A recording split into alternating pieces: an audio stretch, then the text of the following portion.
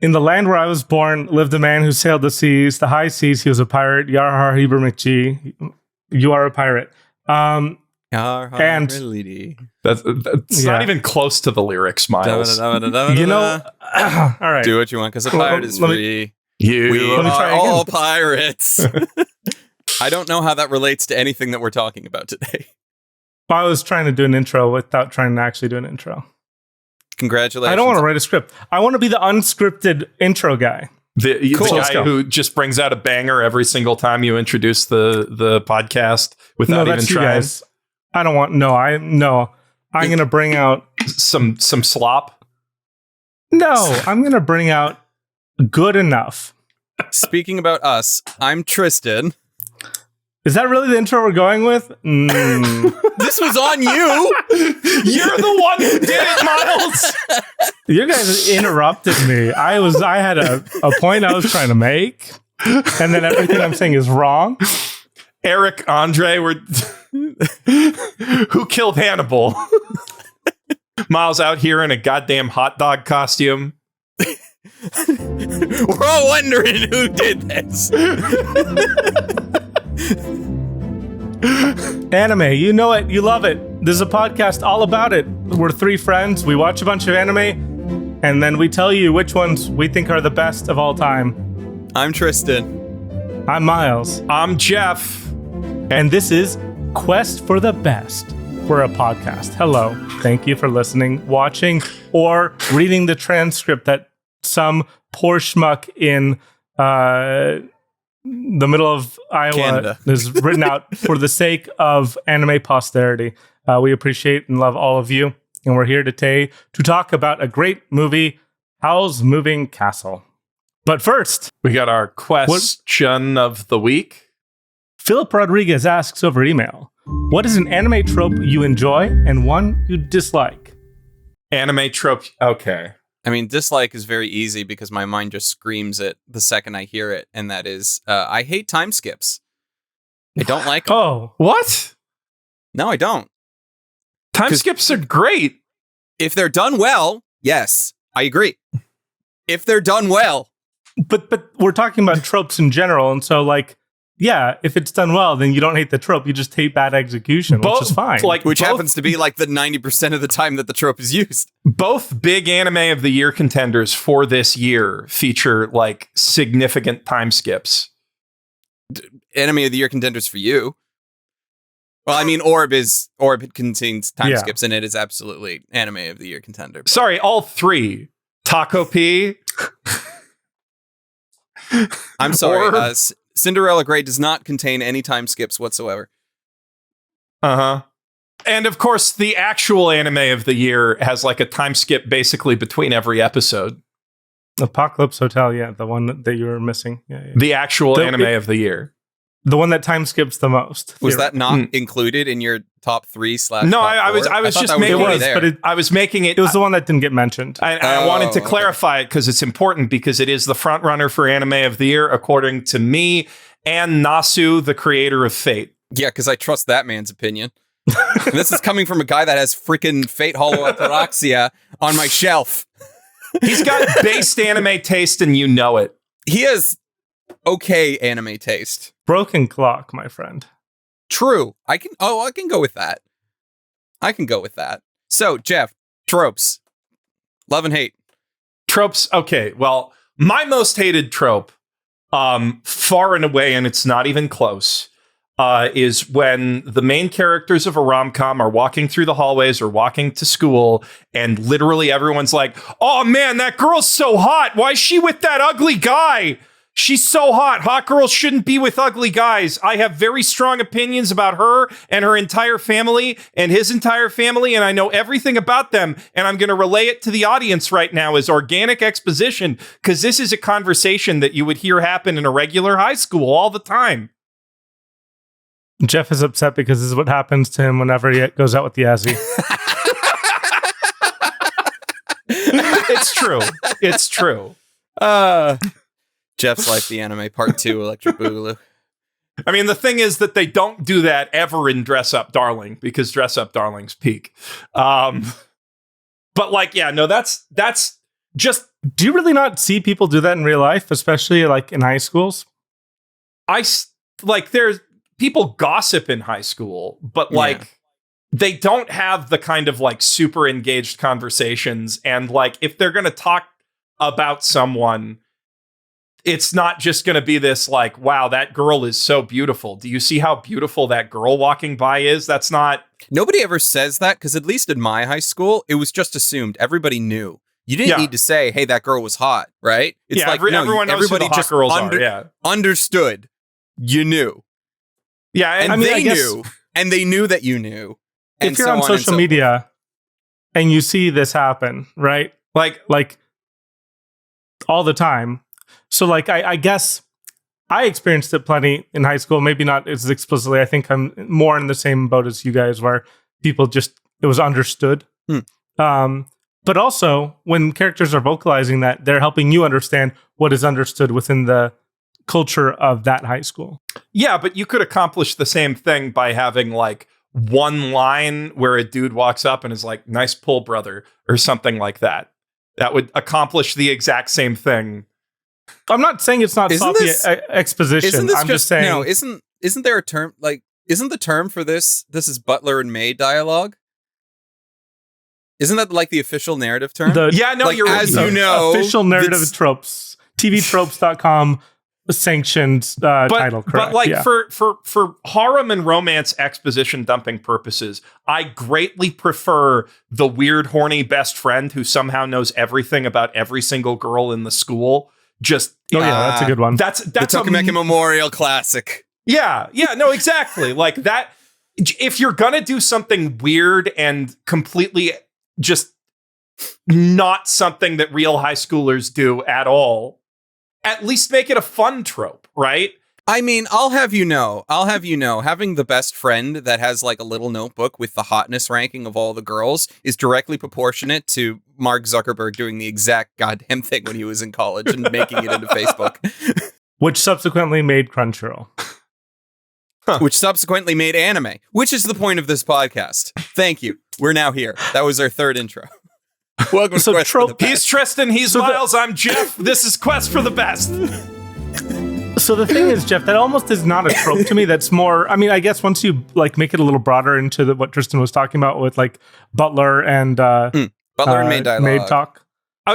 That's maybe the trope you're getting at? No, you can say... What you're talking about is just like sloppy exposition. Okay, but you can say it's not a trope, but it is because it's in 90% of shonen rom-coms.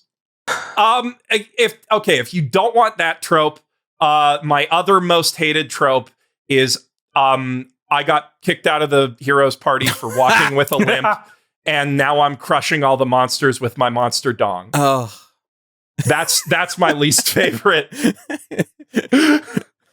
That's my least favorite anime trope. I wouldn't call that a trope, if only because at this point it's basically a genre.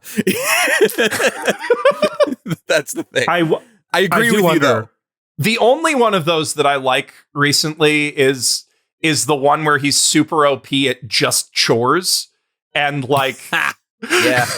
and like so he never wins a fight except the one time that he's fighting a bunch of invincible golems and he takes them apart, and at the end the traumatized girl is just like, he took all those monsters apart with his bare hands. He called it mining. just like shook. Yeah, that one's good. Every other one of those can just burn them. I hate them. Dynafire. But Geoff, you haven't experienced the feeling of getting kicked off the sports ball team or getting knocked off the project at work, even though you were the one who was right. And then you can daydream about the fact that, but if I had gone on my own new project, I could have kicked their butt. I didn't get kicked off the sports ball team. I did stop playing basketball in elementary school because all the guys on the team were jerks. So that's close. But also, then you didn't go to another basketball team and like beat them, but to show them that you're really the best. Also, I am now an adult man, and the prospect of getting revenge on my bullies seems just deeply unsatisfying. You know, like that's the kind of thing you fantasize about when you don't have anything else. I think that's fair. All those anime, they range from at like best goofy, disposable nonsense, and at worst, literally a school shooter story in a fantasy world. You know, don't come to the Adventurers Guild. It's not going to be a fun time for you, me, or anyone. Except maybe that one waifu who I've decided to warn about it. I told you I hate the trope. I'm just giving my honest feelings about the trope. A lot. It's just a lot. So, Miles, trope. Yeah. Like and hate. I love it when things combine. Oh, yeah. It's like manly so combine. Deeply satisfying when like the different parts combine. Talk to now, this could be Kamina. metaphorically. This could be a bunch of different storylines, like, you know, intertwining over the course of a long story. And I love it when a plan comes together. It's all coming together now. But of course, I am talking about, throwing the Shimon head onto your... Manly combine. You are a kindred spirit to both Kamina and Kinta from Dandadan. But yeah, I mean, yeah. It's the best. Gatai, just in general, one of the best things in anime. There's a lot of tropes I hate, but mostly in terms of like execution. Like I was just trying to show our 5-year-old Dragon Ball, and I really didn't like Master Roshi like sexually harassing Bulma every 5 minutes because I'm like, he's 5. Like this isn't ideal. It went over his head. It's not the biggest deal, but like it's not really funny is the big problem. Yeah, like unpleasant and awkward for not much upside. So I don't like old man being horny when it's not done well, especially. Yeah, I mean, like, I'll kind of defend just Master Roshi on that because he was the original, and the joke there is that he is a hermit who's been alone so long that he just doesn't know how to be around women. Or people. But, like, also, that's the least funny joke in Dragon Ball, easily. Yeah. You know, like, it, you know, and that's with Akira Toriyama telling the joke. Literally one of the funniest mangaka of all time. It's basically all downhill from there, except Happosai. Happosai is the funniest dirty old man in all of anime. And not coincidentally because he's written by a woman. Like, he's from Ranma. He's Ranma's old man master, if you don't know. If you don't know Ranma. Oh, yeah. Not too much. Who was literally sealed in a jar by the 2 worst dads in all of anime because he's such a force of evil. He can never be allowed to be unleashed on the world. Great. Just so I mean, actually, I think that's a great comparison. I really can't believe I haven't watched much drama. I've watched like extremely little, like maybe 3 episodes total in my life. I need to get on that. Maybe for this very podcast. I think that'd be a good idea. But it does remind me that like being like a degenerate like horn dog is not necessarily a bad thing. Like every trope, even the worst ones, can be done well. Yeah. And in Urusei Yatsura, it's done very well. It's very funny. Like that doesn't mean it's not uncomfortable for some people, but I found it pretty enjoyable overall. I mean, Ataru is like one of the funniest horn dogs. I mean, any character Rumiko Takahashi writes is just going to be very funny, right? Like, there's multiple characters in Ranma who you could call the Lecher, and all of them are funny. Because Kuno's got that, like, pretentious, I'm a poet samurai, and then he's just, like, drooling over every woman who crosses his path. Happosai's just a monster. You know, like, yeah. But yeah, no, I get you. It also just, like, raises the age barrier for a lot of anime needlessly. Right? Like, if not for this, I could show my parents, I could show like my children, I could show more friends who are going to have predispositions to anime that are not entirely unfair, but are still overrepresented. Yeah, no, I mean like, but like Ataru, like the fact that he's such a lech is not only funny, but like he's still charming despite that. And like, I am sold that Lum would fall in love with him and continue to be in love with him all throughout. And that's pretty impressive. He's an extremely likable piece of crap. Yeah.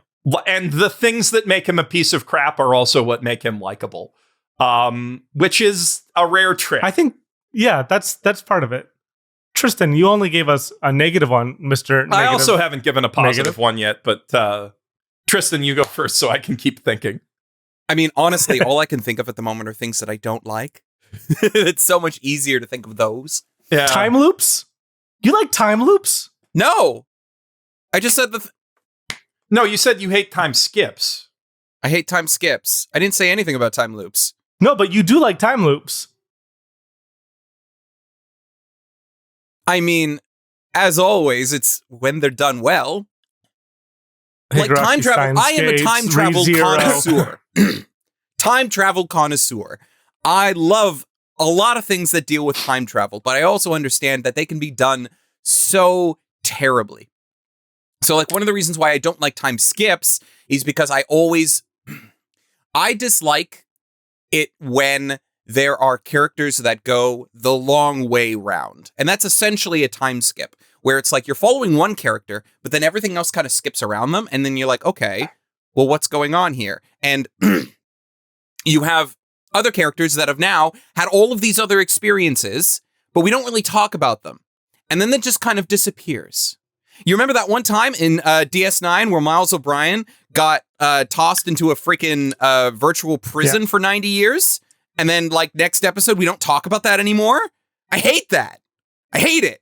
With burning passion of 1,000 suns. Well, I mean, that's more a byproduct of trying to combine the high concept of time travel or like time dilation or whatever with an episodic story where they can't like do that much continuity. In so many pieces of media. Well, you'll have a character that suddenly, hey, they just experienced so much time compared to the rest of the cast, but then we don't deal with that. It's just like, oh no, we're just going to forget it. It's not part of the status quo anymore. It's like it never happened. And if it's like it never happened, why did we have it in the first place? May as well all be a dream.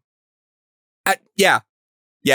Might okay, as well. I get. So if a time skip feels like it, or a blocked out time for one character feels like it could have been a dream. Yeah. Then that's what bugs you. Toss it. Yeah. But didn't you see in Star Trek Picard, when Picard picks up the flute that he had from the 25 years he spent living that second life on that planet that one time in an inner light? And? He picked up the flute. That was someone else's hands whenever he was playing it. That was like my favorite like Star Trek like stunt, because it was some dude with like much hairier, darker arms than Patrick Stewart playing the flute for him. It was so good. I gotta watch some Star Trek. And I will say the Miles O'Brien episode where he is in that, like, has to simulate prison in his head. That was such a good episode. It is a good episode. Needed to acknowledge it one time. Like, maybe have him be at Quark's and just be like, one time, Morn. One time at Let me tell you some shit, Morn. And of course, Morn will have the most perfect and excellent reply, as he always does. Yeah, absolutely. I really should watch Star Trek. You really should. Okay, I'm also like struggling to find like a trope that I like, because the time loops. You guys both like time loops. I do really like time loops. What's going on here? If I tell you, hey, new anime's coming out, there's a time loop in it, both of you are locked in. Now, I mean, Tristan's ready to be mad, but he's locked in anyway. I mean, yeah. I will watch. Because doing time, you can do time loops badly. You can do time loops so poorly, or you could do time loops in a way where it doesn't matter. Which was the show from like a year or two ago where the heroine got trapped in a time loop, and the time loop wasn't really a factor because she didn't loop over the course of the show after episode 1, and it was just kind of there as part of the backstory.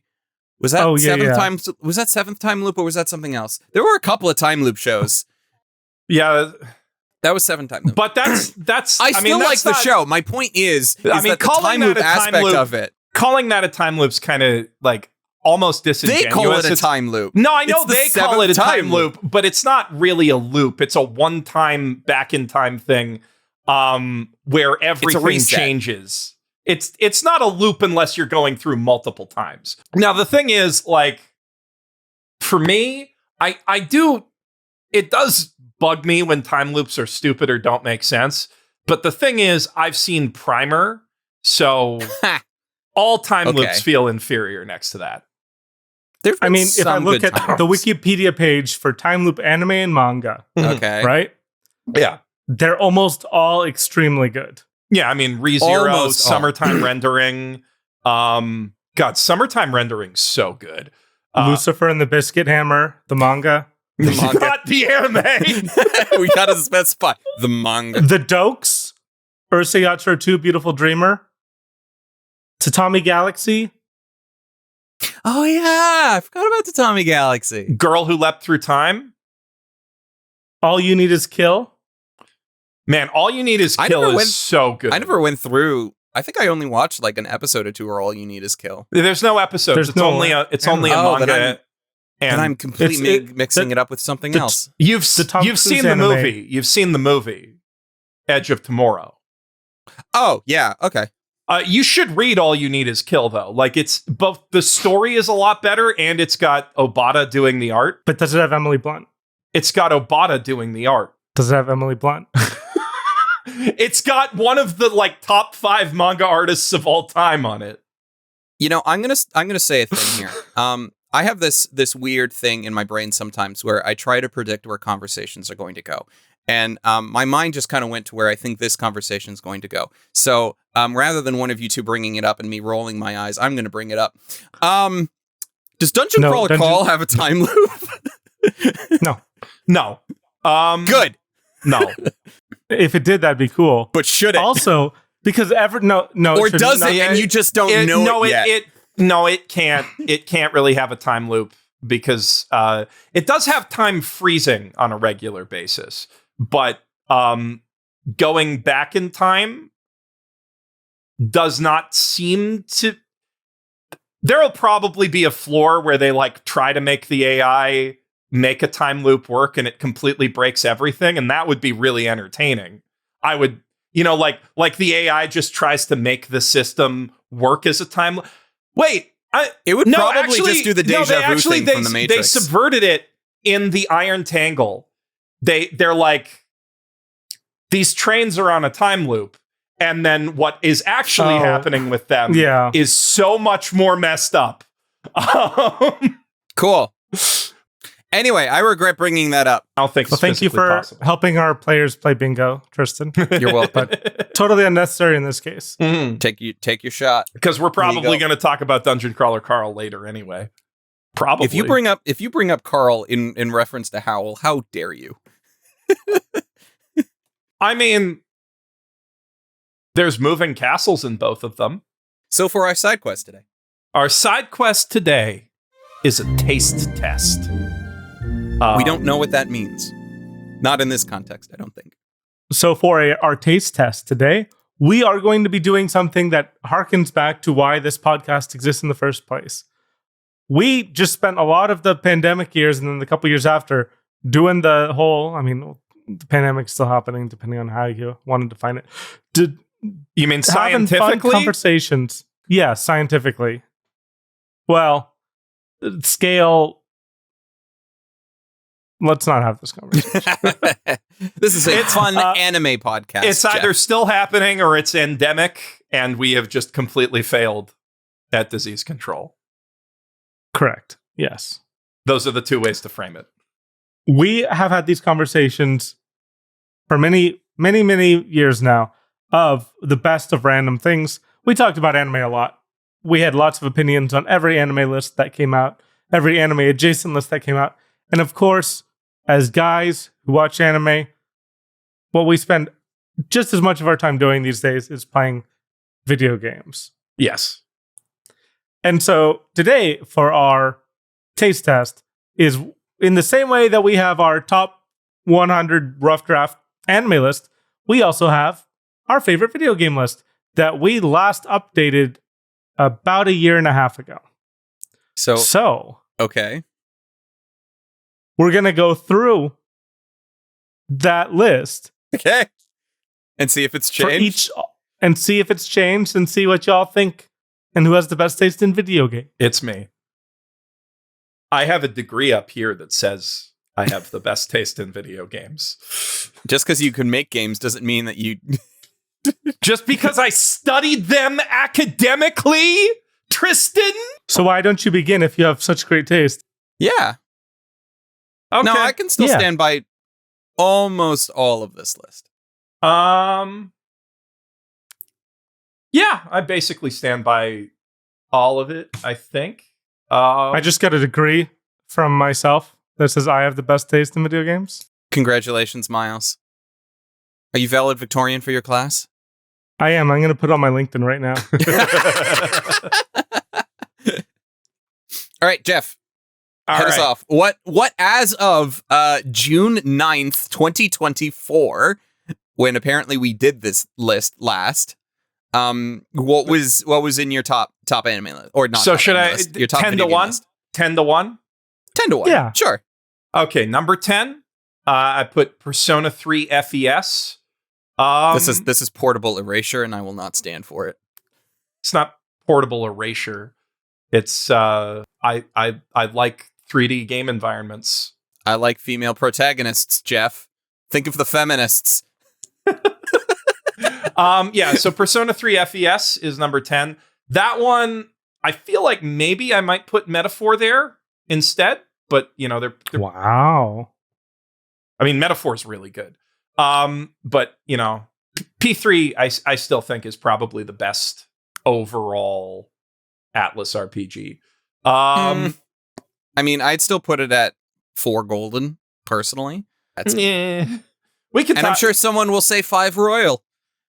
Because they only get better. And I'm like, I do actually want to talk about Persona, that comparison, but we should just get through the list. Yes. Number 9, Paper Mario: The Thousand-Year Door. no Woo. argument there. You can't really argue it. Not on my list, but I'm not going to argue it. Yeah, see, this is why I'm going to give Geoff a little credit for Persona, because he at least has Persona rep on his list. Goddamn So, right. no matter how strong of opinions you have, Tristan, Geoff's the one who made the commitment. True. Then number 8, I have Hitman Blood Money. I feel like that should definitely be Hitman 3. But I mean, Hitman Blood Money does have the newspaper system, which is pretty cool. Yeah, I have very little experience with classic Hitman. You've played the new one though, right? Well, yeah. Well, which new one? But the new World of Assassination series. Yeah, And yeah, that one. Yeah, I can't quite remember why I put Blood Money over those. Maybe more nostalgia? I mean, yeah, there's definitely nostalgia there. It was my first Hitman game, and it's got a really cool feature where your score and various actions throughout the map are tracked invisibly and then represented as different blurbs and side articles and stuff on a newspaper about your assassination. So if you do a perfect silent assassin, they're just like, man dies in mysterious accident. And then if you really screw up, your picture's on the front page. And it actually makes future missions harder because people will recognize 47. Oh, so that's actually pretty cool. Hitman Blood Money had a lot of really cool ideas, but World of Assassination's way better executed. I like both of them. Okay. Yeah. Moving on. Number 7 is my favorite Zelda game, Okami. I'm actually shocked I didn't put a Metal Gear Solid on this list. It would be 3 if Metal Gear Solid was on this list. Well, 3 is... I'm not actually, no, I'm going to not finish that sentence. 3 is not objectively the best. I know, and I probably would agree with a lot of people that it's a toss-up between Metal Gear Solids 3 and 1.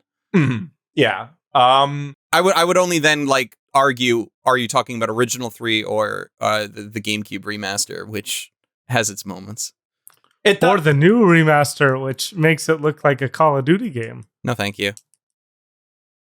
Yeah. Does it still say a Hideo Kojima game? I don't care. I can confirm that it does at least have that very Hideo Kojima feature of you can press a button at any time to go into Snake's perspective in cutscenes and see tits. That's it. The most key feature of MGS3. Anyway, that's not on the list, so I shouldn't be talking about it. Yeah. Number 6 is Jet Set Radio Future. Okay. Which, yeah, just an amazing game. Best Xbox game, and it came out at launch. Number 5 is Cyberpunk 2077, specifically with the Phantom Liberty expansion, which is just the greatest sandbox game ever made. If you removed Phantom Liberty, would it still be on the list? No. Cool. But Phantom Liberty completes the game. So, I mean, it actually, after the 2.0 update, it would still probably like...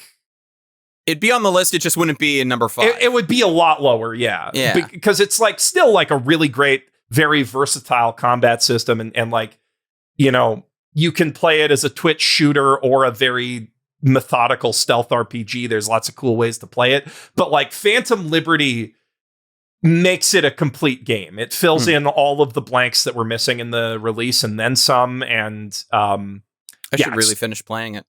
You really should. I haven't touched it since the Japan arc. Once we were done recording, I went back to my room and I played Phantom Liberty on my Steam Deck, and I haven't touched it since that trip. It's still sitting on my Steam Deck waiting for me to play more of it. On a Steam Deck is crazy to me. It's actually great on a Steam Deck. It's perfectly optimized for the damn thing. There are times where I thought my Steam Deck was better optimized than my desktop. That's probably true because CD Projekt Red probably CD Projekt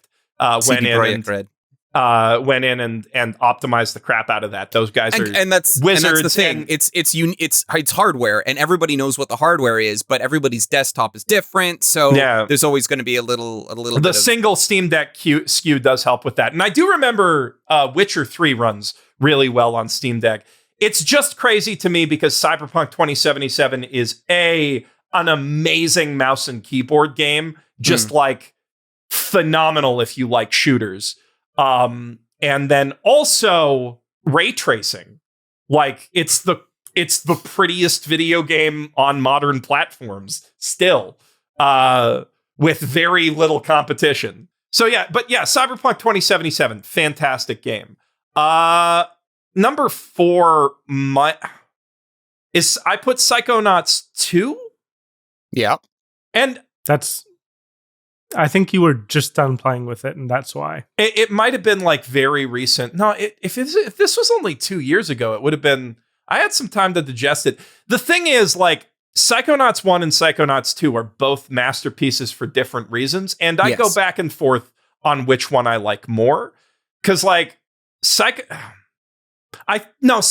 2 I think is overall the better game because it doesn't have Meat Circus, and it does have It does not have Meat Circus. And that's the thing. If you said, no, I'm going to put Psychonauts 1 in there, I'm going to be like, no, I don't care. Like, even if overall Psychonauts 1 might have a better narrative, it has the Meat Circus, which immediately puts it under Psychonauts 2. Yeah, and I mean, Psychonauts 2, like, some of the levels, Bob's Bottles is just like an absolute work of art. The synesthesia level where you're inside Jack Black's head is so good. Most of it is just peak. Like, even its very first level, I feel like, is better than the vast majority of Psychonauts 1. Not everything in Psychonauts 1. Not better than the Milkman Conspiracy. No. Like, the Milkman Conspiracy is like... I still think the Milkman Conspiracy is better than most things in Psychonauts 2 as well, but that could be the nostalgia talking. No, the Milkman Conspiracy is just better than most video game levels, period. It's like one of the greatest of all time. So that was number 4. Number 3, Fallout New Vegas. Classic. Absolute classic. Kind of the inverse of Cyberpunk 2077, where like mechanically a failure, but it works out anyway because the vibe's so hard. Well, I mean, shooting just sucks, but everything else is great. Although, I mean, Cyberpunk 2077 also has like a really good story and world. It's just focused on the shooting and the killing people. Whereas like New Vegas is like a million different things you can do, and the world feels so alive. But the shooting is absolute garbage, and if it didn't have VATS, it would be vastly worse than it actually It'd be basically unplayable, yeah. Yeah. Although the shooting is a lot better than 3, which isn't hard, but just the fact that they added the ability to aim down sights on every gun model drastically improves it over 3. I bricked my run, like doing pretty normal stuff, like it's a definitely mod the game. I love it. I love it dearly. Don't get me wrong, but like it's a rough one. Mhm. It's a rough one.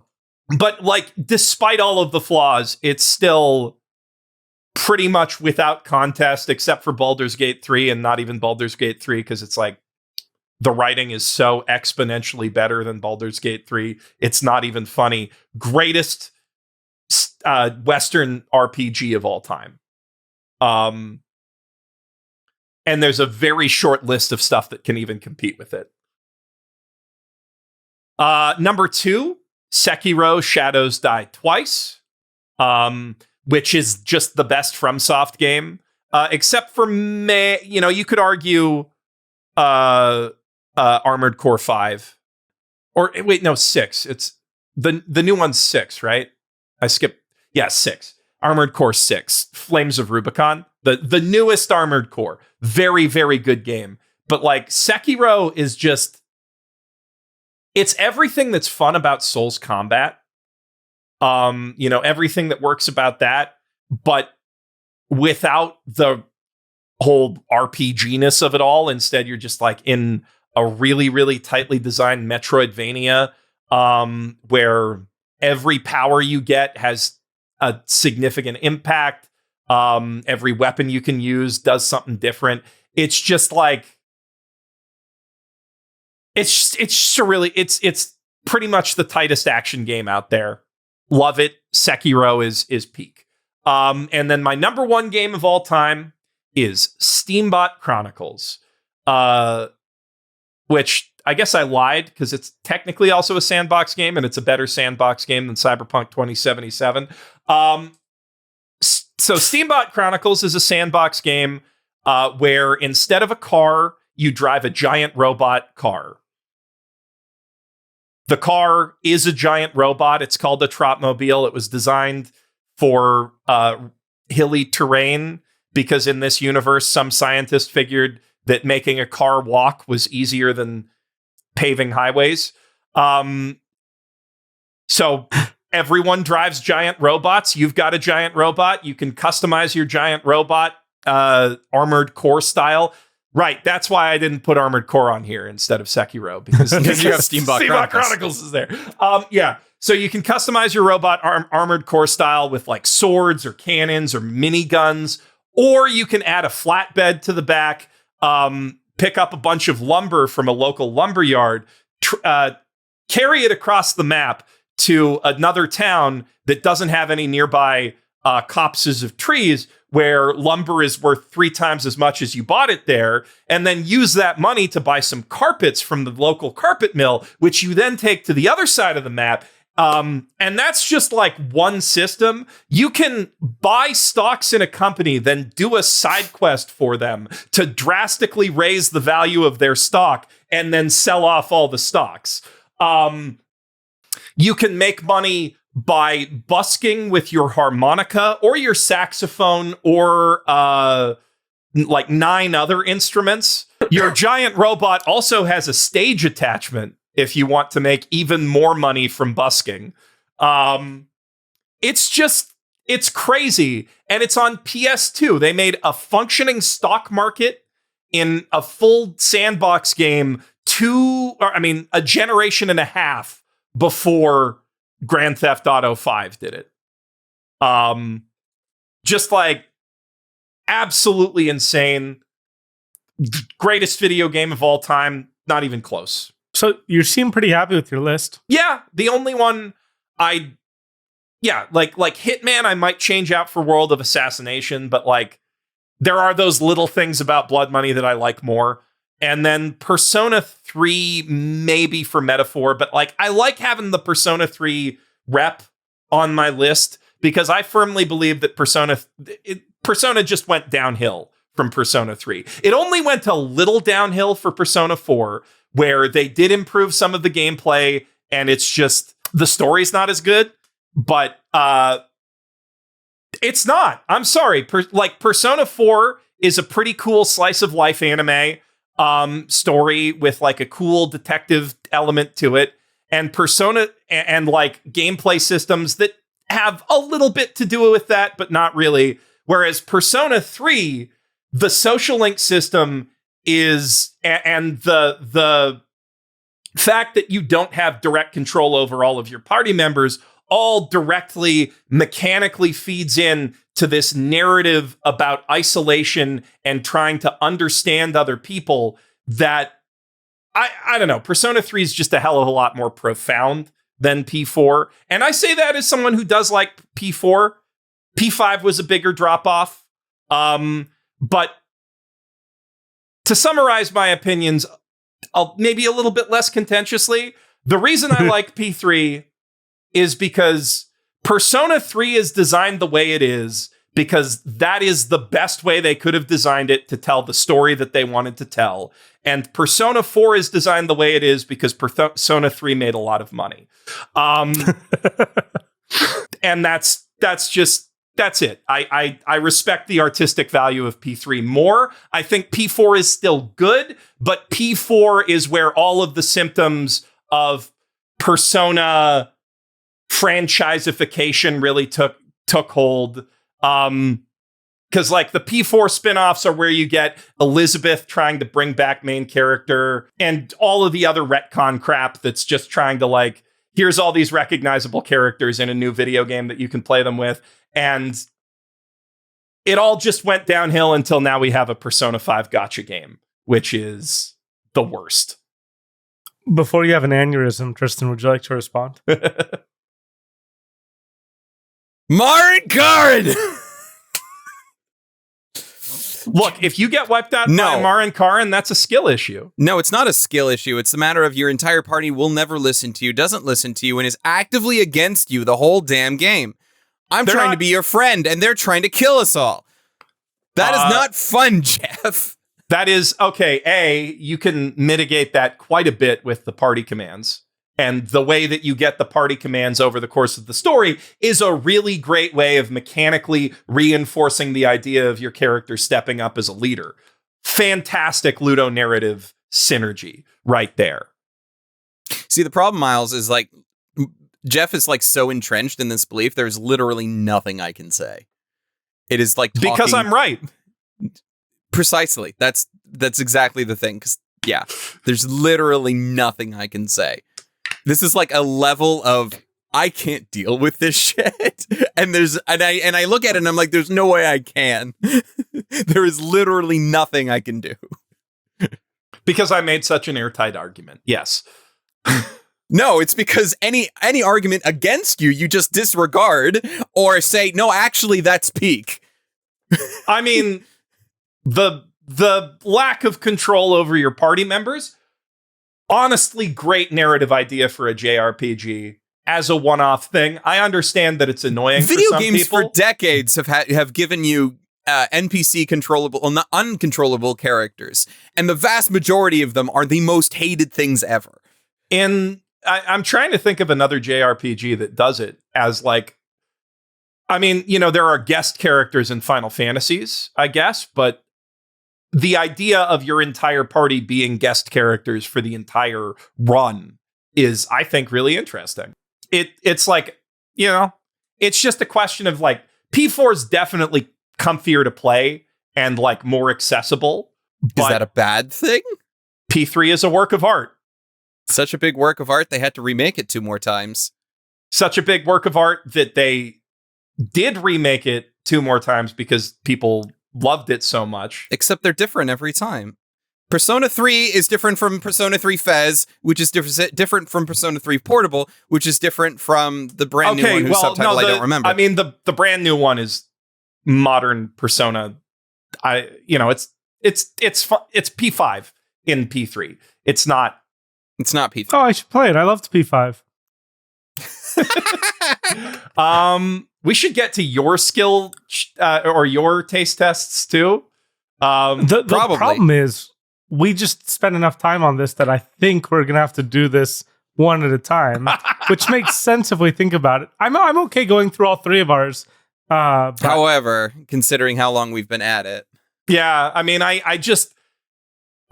I'm sorry, I just had to like ruminate on every point, you know. Well, no, the thing is, it's almost more valuable. It's way more valuable this way, I think, to do it.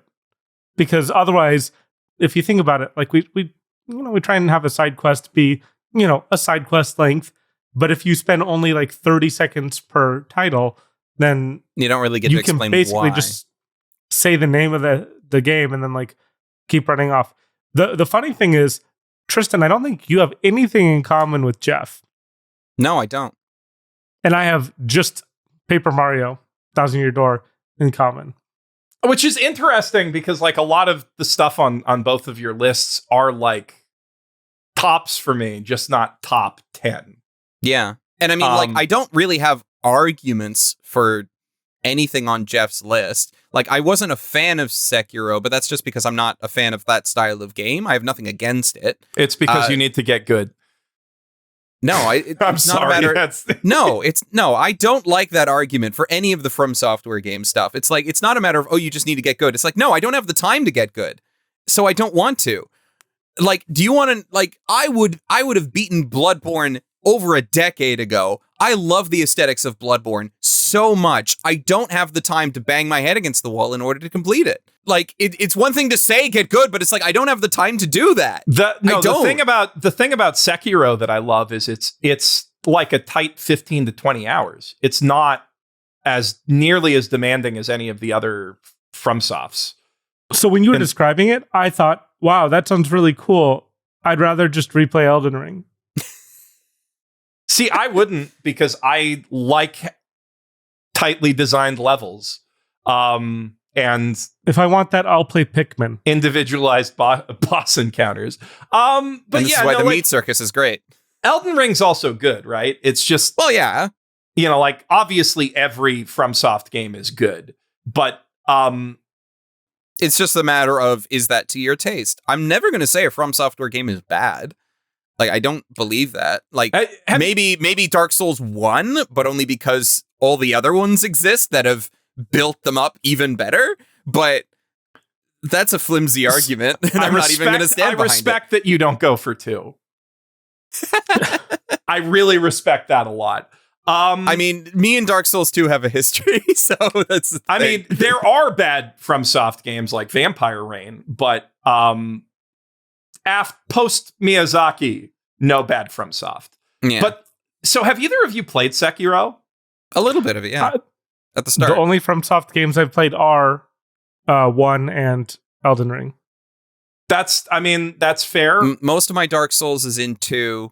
Bloodborne is by far the most time I've put into a FromSoft game, and I haven't even completed it.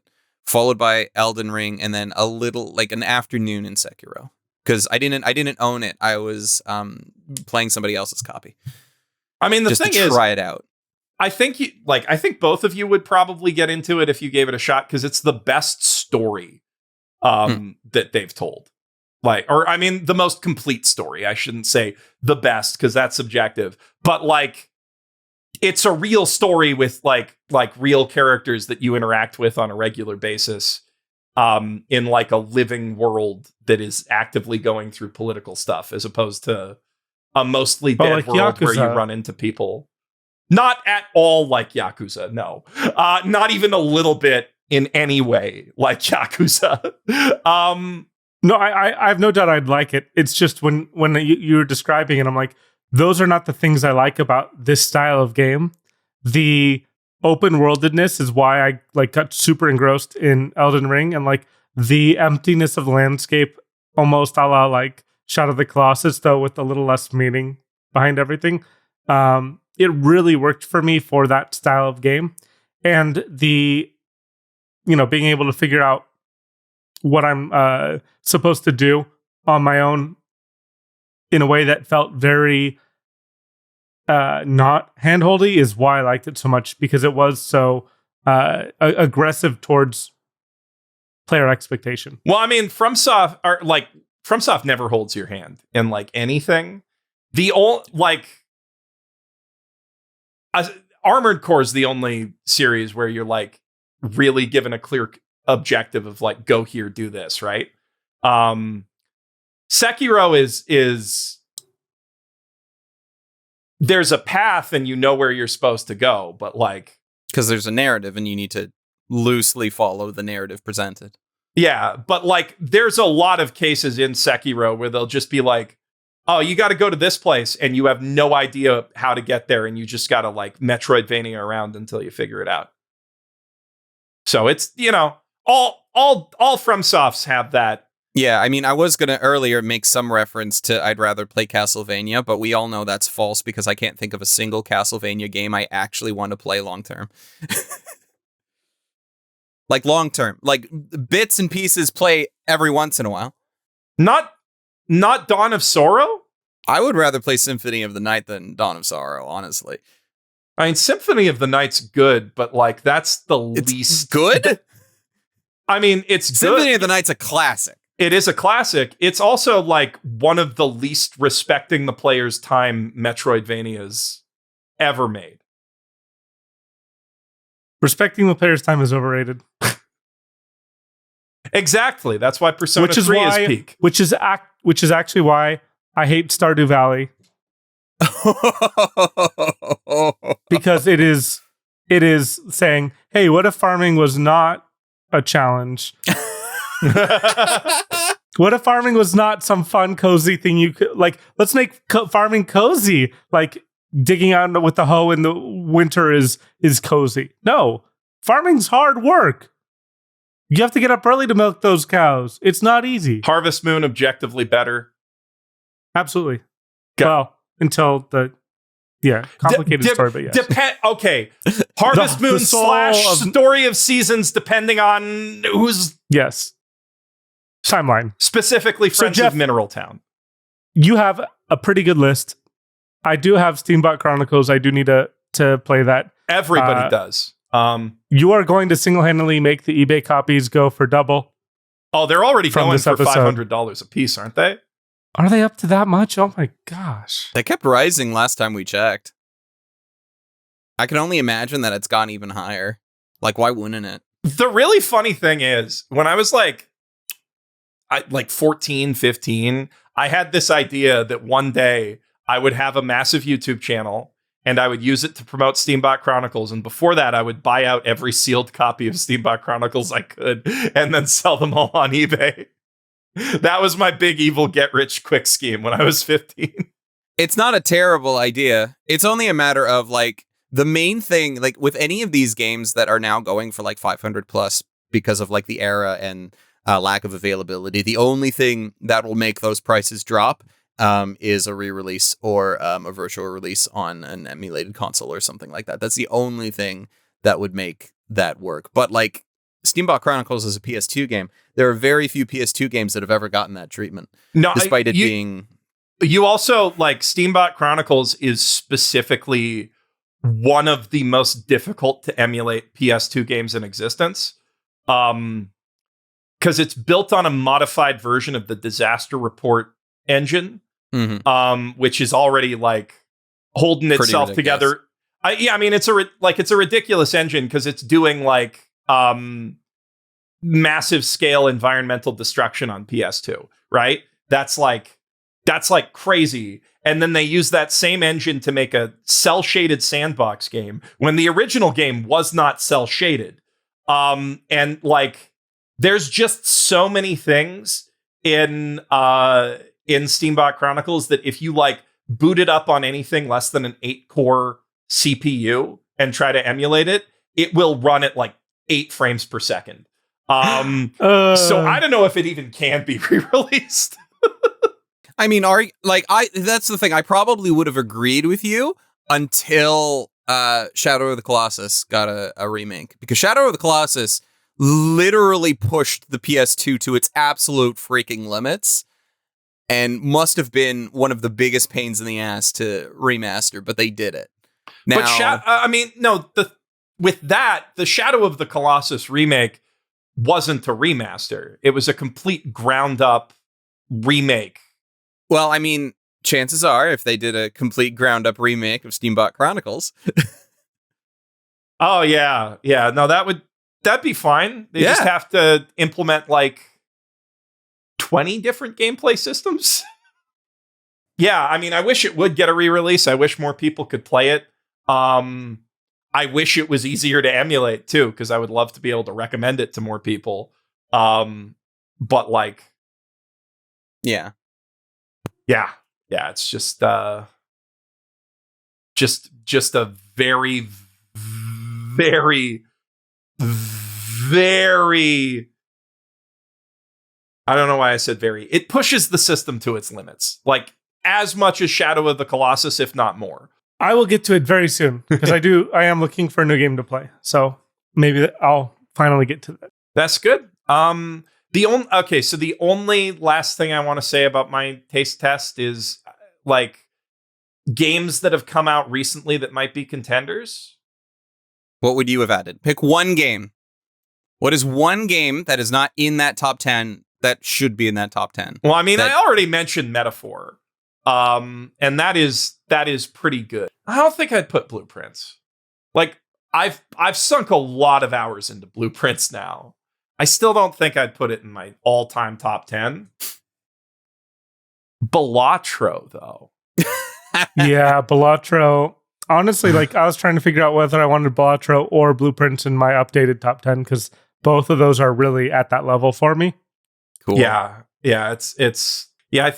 I think I'd have to say Balatro if I'm gonna, it's just mechanically, mathematically perfect. It's so satisfying. The interesting thing is in this call, we have brought up the two games that are Sungwon's religion, or previously it was Stardew Valley. So he's gonna kill you guys for that. Not me. I love Stardew Valley. It's How all is he going Miles. to kill me? His arms are weak from farming in a fake farm where everything is done for you. Your crops are watered for you. They're collected for you. Ooh. Yeah, and then Balatro's the other one. I believe he's 100%ed both of those games. Yes. So yes. Yeah. Not surprising. A little surprising. That's a crazy time sink for both of them. Like, Stardew's already a crazy time sink, but like maxing out all of your decks in Balatro takes so much time and so much luck. I mean, honestly, with the amount that he goes traveling, put it on my Steam Deck, I could get it done. Yeah. So, I mean, you can play it on your phone. So you could. Yeah, but it doesn't sync to your Steam. And I mean, I also completed Stardew Valley on my Steam Deck. So, like, there we go. I could have done both while traveling. Well, good enough list, Geoff. Respectable. And with that, we move into our main quest for today's episode. That being the 2004 theatrical film by Studio Ghibli, our second Studio Ghibli main quest on this podcast, Howl's Moving Castle. Now, why did we pick Howl's Moving Castle? Does anybody remember? Because Howl's Moving Castle, at the time that this video is coming out, should be in theaters for a rerun. Or have just left theaters or something like that. Thank you, G-Kids. Ghibli Fest is amazing. And it gives me a perfect reason to rewatch stuff. Like before we did Mononoke, I didn't bother rewatching. It's one of the... There's a handful of times I don't rewatch things for this podcast. Mononoke was one of them because I watched it in theaters like 2 or 3 months just before we did the podcast recording. And I'm like, I'm good. I'm okay. I'm great. And also like watching Mononoke in theaters was just amazing, and I'm glad I did it. Yeah. It was so good. I'm sad I've missed pretty much all of those being in Japan. And I haven't been out to the theater this summer, except I saw Superman, which was good. It's really good. I mean, you do have a lot of pluses to being in Japan. There are certain things that you got to do that we I'm not gonna complain about being in Japan. You didn't get to go see like 20-year-old movie. I saw Sonic 3 in a Japanese theater, and I saw it with not a chili dog, but a potato salad hot dog, which is almost as good. Actually, maybe almost better. as good. Maybe better. No, chili. If you're going to see Sonic specifically, chili dog. I don't like chili dogs that much, and doesn't matter if you like them or not. Toei Theater's got good hot dogs. And when I went to see it, I got a bonus free little manga. They put out like a little 4-page manga prequel to Sonic 3. So Howl's Moving Castle came out in 2004. It is based off of an actual novel by Diana Wayne Jones that came out in 1986 called Howl's Moving Castle. It is technically 1 out of 3 books, though anybody that has read books 2 and 3 will tell you they're not necessarily connected. Don't assume so. The books themselves don't even say that they're connected. Book 2 just has a companion to Howl's Moving Castle in it. It's also very confusing because the second book is called Castle in the Air. And like that's really confusing when you compare it to like, well, is that Laputa, Castle in the Sky? No, it's not related at all. And in fact, Castle in the Air came out long before Miyazaki decided to adapt Howl. So that's entirely on him, actually. So that came out in 2004, and it is generally considered to be really, really, really, really good by most people. Well, not only that, it is probably the second most popular or the most popular one. Like if you look at more than Spirited Away. Yeah, it's up there with Spirited Away or more popular than Spirited Away. Like it gets more views on Netflix every 6 months. They put out the reports. And Howl's is always the top. Yeah, I mean, the girls love Christian Bale in that thing. I have this is an interesting. I have a whole rant on the dub. We'll get to the dub because I think it's really important. Oh no, it absolutely is important for a number of reasons. Some of which I only found out about today in like some background research. But we'll get there. We'll get there. So this movie is technically based on a book. But as somebody who has read the book, no, it's not. It is and it isn't. So here's what I want to do. I'm going to assume that everybody, both you guys, well, I would hope that you guys have watched the movie. Oh shit, we were supposed to watch the movie? Here's what I want to do. I want to read to you the first paragraph of chapter 1 of Howl's Moving Castle, the book. I want to read this out loud just so that you can hear how Diana Wayne Jones started the story and realize that this is not the same story that Miyazaki decided to tell. Okay? So, in the land of Ingray, where such things as 7-league boots and cloaks of invisibility really do exist, it is quite a misfortune to be born the eldest of 3. Everyone knows you are the one who will fail first and worst of the 3 of you if you set out to seek your fortunes. Sophie Hatter was the eldest of 3 sisters.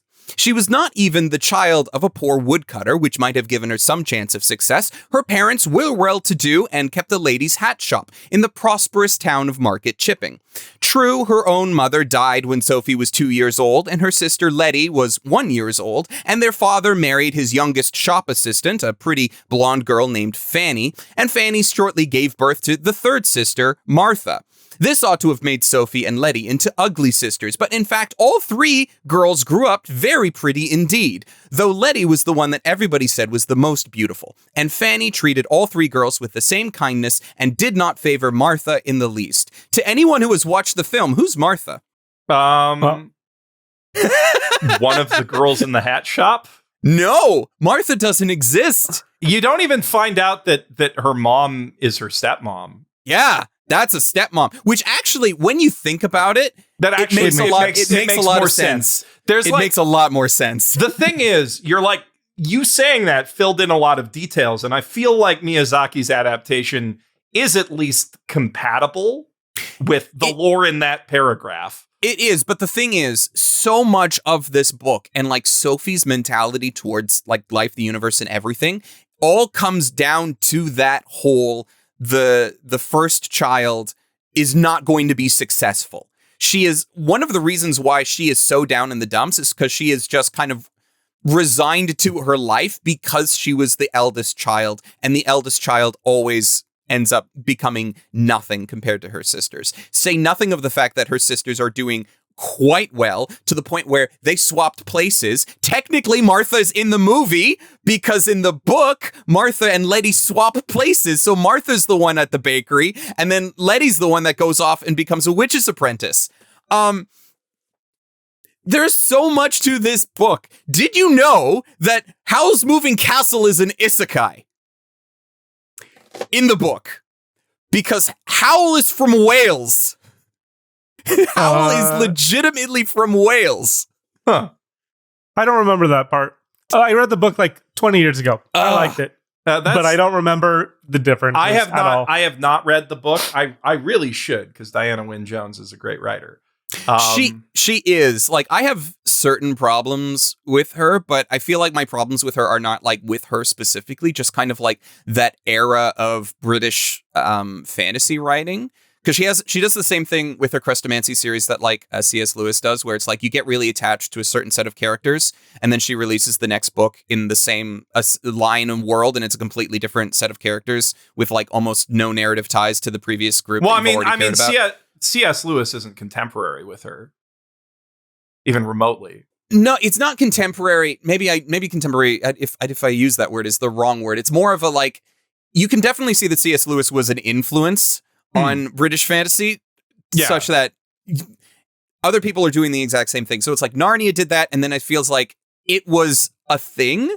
And for Diana Wynne Jones, as great as she is, and I love her work dearly, there are a number of books that I don't like only because I really wanted more of a certain cast of characters, and then to be handed a book that exists in the same world without those characters is very difficult for me to get into. See, this is kind of just like, I think maybe a fundamental point of disagreement for us, because like I love Discworld so much. Discworld is different, though. No, Discworld is exactly that. It's every I would argue Discworld is different. I would argue Discworld is very different. I mean, Discworld, like jumping between like the Watch and jumping between Weatherwax and jumping between Death and Rincewind going off doing his whole thing with the luggage, like all of that feels like, yes, it all takes place on the disc. And yeah, so it is all within the same world, but they're kind of sectioned off into their own like little realities. You go to C.S. Lewis, and as much as I love The Silver Chair, there is like almost no character like how much you like Eustace after Dawn Treader, sure. But like, there's no connection to the cast of Lion, the Witch, and the Wardrobe. We are so far removed from Lion, Witch, and the Wardrobe. It's like a completely different thing, but it's still the same world. They still go to Cair Paravel. They still like do things in the world of Narnia, like at that spot. If Discworld entirely took place within Ankh-Morpork, like all books were all within Ankh-Morpork, I'd have more of a problem with that. I mean, like the thing is, like a lot of them are still set in Ankh-Morpork. A lot of them are, but enough of them aren't. And even the ones that are, like, I wouldn't say that anyone. Oh, dang, his name is escaping me. The guy that became Mailman. Moist von Lipwick? Yes, Moist, yes. Like, anytime I read him, yeah, the Watch guy shows up and it's in Ankh-Morpork, but I don't really, like, it always felt different enough to not infringe on what the Watch does to me. Well, I mean, yeah, I guess Terry Pratchett is just one of the greatest writers to ever live and kind of just does it different. You know, but like, generally I like when writers explore different parts of a world through different characters, you know, like I big enjoy Gundam. You know? Yeah, like I think those kinds of shared universes can be really cool. I guess when they're handled like Terry Pratchett does, where like everything is a discrete series and feels self-contained. I mean, the other thing with him specifically, and we really should get back to Howl, but I got to say this now that we're on it. The other thing with Pratchett is like, again, when I said that, like, my problem is like, I get attached to these characters and then I get handed the next book that never deals with those characters again and never will. Pratchett, at least, yeah, you might get really into the Watch and then his next book is like with the witches, but eventually you're going to get another Watch book, or you would until he passed, unfortunately. But like, there's a lot of Watch books. So you can go and just follow the Watch. Yeah, you don't need to read anything else if you don't want to. And that's great. But like for Diana Wynne Jones, coming back to her, out of the four, there's probably five at this point. I don't know if people count the fifth. But out of the four original like main Crestomancy books, I only like 1 and 4 because 2 and 3 are like, yeah, because Crestomancy can travel between worlds and universes, we're going to set 2 more books in a completely separate universe that he occasionally pops in, like Aslan, to solve problems. But I didn't really care about those ones versus the life about how the Crestomancy entire thing works from Charmed Life. Well, less about Charmed Life. That was more of Life to Christopher Chan. Anyway, this is a completely side tangent that we don't need to get into. All that to say, Diana Wynne Jones is really a good writer. I love her work, and as great as Hayao Miyazaki is as a narrative writer and as a filmmaker, and I still love the movie. You remember the interview that Ursula Le Guin had about Earthsea, and she said, it's a very good movie, but it is not my book. Well, I mean, the first half of that's a lie. Yeah. But that's how I feel about Howl's Moving Castle. Howl's Moving Castle is a very good movie, but it is not the book. I mean, the thing about Howl's Moving Castle is like he saw that story about like, you know, the fate of first daughters and all of that stuff. And he was like, you know what? I want to make a movie about how it feels to get old and how America is the great Satan that is destroying the world. I want to make a movie about insecurity and how a lot of people are going to find this a boring romance because it's just two people who help each other's insecurities in a really specific way that feels almost perfect. And a lot of people are going to think that's a bringing an bad end to the romance. Iraq War. Yeah, I want to make an adaptation of the Iraq War. So one of the things that I really like about the fact that it's based off of the book, like I said, I read the book. I don't remember it all that well because it was quite a while ago. Yeah. But one thing I liked about the book is exactly what Geoff was mentioning before, which is you can tell that there's so much more in this movie. In fact, one of the things I love about the world building in this movie, and maybe more than any other movie I've ever seen in my entire life, is it just feels like there is an entire saga's worth of history and lore and magic systems and everything that's been built up, and we only get to see bits and pieces. Like the fact that Sophie's mom is her stepmom. Like even that tiny little detail, like you can feel that when you watch the movie, but it's not part of the movie. Like how they're animated together, how her mom acts, all of that stuff is yeah. You only see her the one time. She shows up, pretends that she loves Sophie. They never really explain why she sold the hat shop and how Howl acquired it. That just sort of happened. But then she just shows up and like, oh, Sophie, darling, you have to come back to the house. It's great. Anyway, ciao. And she just leaves. And it's like, okay. I mean, I don't think she's pretending to love Sophie. I think that she is being blackmailed by the government. She is. And the thing is, like, I don't know if movie Fanny, I'm assuming her name is still Fanny because they don't give her a name, Sophie's mom. I'm assuming that movie Fanny actually does love Sophie because book Fanny does love Sophie, but she also loves exploiting Sophie. She doesn't pay Sophie. She's like, no, you're family. You just work for the hat shop. Doesn't matter that Sophie is actually a witch, by the way. And anytime she works on a hat, magic gets put on it. And that's why anybody who wears Sophie's hats tends to do very well in life for some reason. And it's making Fanny a lot of money. But she's not giving Sophie a cent of it. So it's like she's not the greatest stepmother, but she doesn't. She's not like an evil stepmother. But that's she's an another exploitative stepmother. You just dropped another like crazy thing that like the anime never answers one way or another if Sophie is a witch. She is. Straight up. But like there's a lot of stuff that implies, you know, she's got some kind of magical affinity. Yeah. They don't explain this, like I'm probably spoiling part of the book, but it's like they don't explain this in the movie at all. But in the book they kind of explain, yeah, you know that curse that gets put on Sophie? Yeah, about like maybe a quarter of the way in the story, the curse is already worn off. Everything else is just Sophie's magic, just reinforcing. She's just making herself an old lady. Yeah. Because she wants to sit by a lake and stare at the scenery. Yeah. Well, no, not because of that, because she wants to keep up her comfortable life with Howl, where she's doing something subservient. But I mean, half the reason she feels like she's helpful. Well, it's a combination of helpful, but I also feel like one of the reasons why in both the book and the movie, you didn't really see Sophie go through this, oh my God, I'm old, kind of like Freaky Friday thing, is like, she just kind of accepts it in that she almost likes it. It's comfortable to her. Yeah. And so even when the curse does wear off in the book, her own magic keeps it up for her because she wants to be that way now. That's just how she sees herself. And to me, that the movie does that too. It does. I mean, and that's why when she's sleeping, you know, she's the younger version. But she feels valued, even if just by, you know, Calcifer and, oh my God, the kid's name. Matthew? Is it Matthew? It's not Matthew in the movie. Markle. Yeah. But like one of the things about the like world building is like the different dials. Like there's a dial where Howl is Pendragon and Markle has to put on like the old man costume, right? Oh my God, and, like, Pendragon.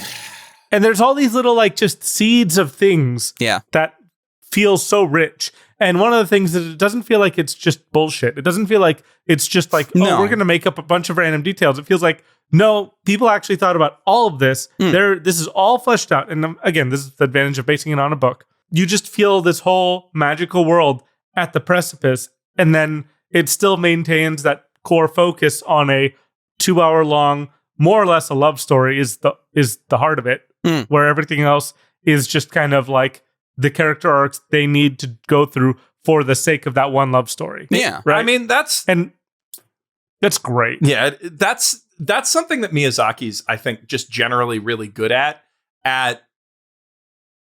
telling a very tight and focused story within a world that feels huge and sprawling. And this and Nausicaa are the best examples of that, because I mean, Nausicaa, literally, he took a massive multi-volume manga. I think, His own manga. Yeah. I think I see it at the bottom. Oh, blue right. one? No, it's right there. I'm blind. Or there it is. Yeah. So he took all this manga, condensed it into 2 hours. I mean, less than 2 hours. It's a beautiful manga. What just astoundingly gorgeous. I wish he'd made more than just that manga. He still could. Considering, yeah, he still could. Considering the only reason he made it is so that it was his proof of concept to actually go and make the movie. If he did make more, that probably, like, in the grand scheme of, like, Monkey Paw, would have meant that he just didn't make any more films, and that would have sucked. So I like the trade-off that we got. Yeah, no, I mean, he's greatest animation director of all time. Yeah. But, like, I would still like more manga from him. You know, and I feel the same way about Satoshi Kon. His one manga opus is just like, phenomenal. Peak. But yeah, like I kind of wish that he did do more manga, if for no other reason than to just be like, hey, you know, Tezuka did an absolute shit ton of great manga too, right? You didn't just have to do animation. You could have also made a manga. Yeah, but I mean, you had the Ghibli content farm where it's just like, yeah, hey, if we don't make a movie like every 3 years, the whole company's going to go under because we need new content, man. We need new films. And literally, we don't have a storyboard department. It's just Miyazaki. It's just Miyazaki occasionally going to his producer being like, hey, what do you think about this ending? And they're both overworked to crap. Yeah, I think the world building really does shine through, like Miles was saying. It feels like such a rich and complete setting, even though you know, turnip heads just, that prince that disappeared, right? And you barely get like a blink if you weren't paying attention, you wouldn't have heard the guy on the street mention, oh yeah, the prince disappeared. Which is the inciting incident for the entire war that the movie's about. And it's even hard to, like, I know that Miyazaki really wanted to do Iraq War commentary, but it's kind of hard to, like, tie that in to, like, my memories and thoughts of the book. Because, for example, in the book, Suleiman is A, a man, and B, probably dead. He hasn't been seen in a very long time. he's been gone for a bit. So this whole idea that, like, in the movie version that you had Madame Suleiman, and it's just like, yeah, no, we're gonna have this war for kicks until she gets bored of it. Well, I mean, it wasn't for kicks until she gets bored of it. It sort of feels like that though, because by the end of it, she's just like, oh well, I guess we'll just end this war. Okay, we had our fun. We had our fun. Yeah. That was kind of like the attitude that she gave to mission accomplished. Yeah, mission accomplished. I'm trying to wonder. I'm just wondering what American politician specifically he based her off of. Because there's Cheney?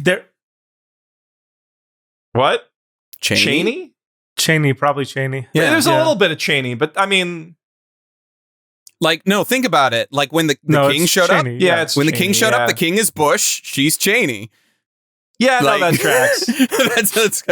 that's kind of how this is. And also the nonchalance of it. Like, one of the crazy things about Cheney is like that nonchalance, that like very cool-headedness of like, we're still where we are situated in the overall power scheme of things. So failures or mistakes don't really like just slide off his back type of thing. Or that's the persona, right?